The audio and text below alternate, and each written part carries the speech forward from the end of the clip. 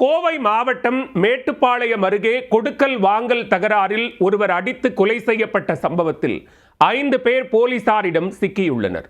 போதையில் கீழே விழுந்து விட்டதாக கூறி நாடகமாடியவர்கள் சிக்கியது எப்படி? கோவை மாவட்டம் பிளச்சி பெட்டதாபுரம் பகுதியைச் சேர்ந்தவர் 36 வயதான பாலகிருஷ்ணன் என்கின்ற ஆண்டனி. கடந்த 15ஆம் தேதி இரவு ஆண்டனி அவரது நண்பர் ஜீவா என்பவருடன் சேர்ந்து மது அருந்த சென்றுள்ளார். வழக்கமாக வீடு திரும்பி வரும் ஆண்டனி அன்று இரவு வெகு நேரமாகியும் வீடு திரும்பாததால் பயந்து போன அவரது மனைவி சரண்யா தேவி உறவினர் ஒருவரை துணைக்கு அழைத்துக் கொண்டு தேடிச் சென்றார். அப்பொழுது சிவக்குமார் என்பவர் சரண்யா தேவியை செல்போன் மூலம் தொடர்பு கொண்டுள்ளார்.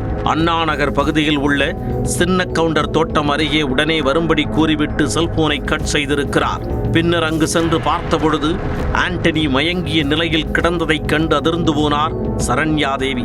அப்பொழுது சிவக்குமார் வாகனத்தில் இருவரும் வந்து கொண்டிருந்த பொழுது மதுபோதையில் இருந்த ஆண்டனி கீழே விழுந்து மயங்கிவிட்டதாக தெரிவித்திருக்கிறார். உடனே அவரை காரமடை பகுதியில் உள்ள தனியார் மருத்துவமனைக்கு அழைத்துச் சென்று அனுமதித்துள்ளனர்.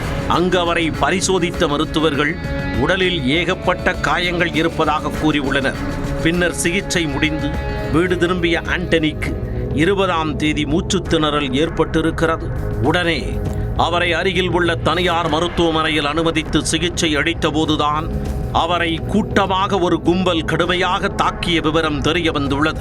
இதனையடுத்து அந்தோனி மனைவி அளித்த புகாரின் பேரில் போலீசார் நடத்திய விசாரணையில் ஜீவா, சிவக்குமார், சேகர், பச்சை, சூர்யா ஆகியோர் பண விவகாரத்தில் ஏற்பட்ட முன் விரோதம் காரணமாக தாக்கியது தெரிய வந்துள்ளது. இதையடுத்து சிகிச்சையில் இருந்த ஆண்டனிக்கு சிறுநீரக பாதிப்பு ஏற்பட்டதை அடுத்து மேட்டுப்பாளையம் அரசு மருத்துவமனைக்கு கொண்டு சென்றுள்ளனர். ஆனால் வழியிலேயே அவர் உயிரிழந்து விட்டார். இதையடுத்து கொலை வழக்கு பதிவு செய்த போலீசார் ஜீவா, சிவக்குமார், சேகர், பச்சை, சூர்யா ஆகிய 5 பேரை கைது செய்து சிறையில் அடைத்தனர்.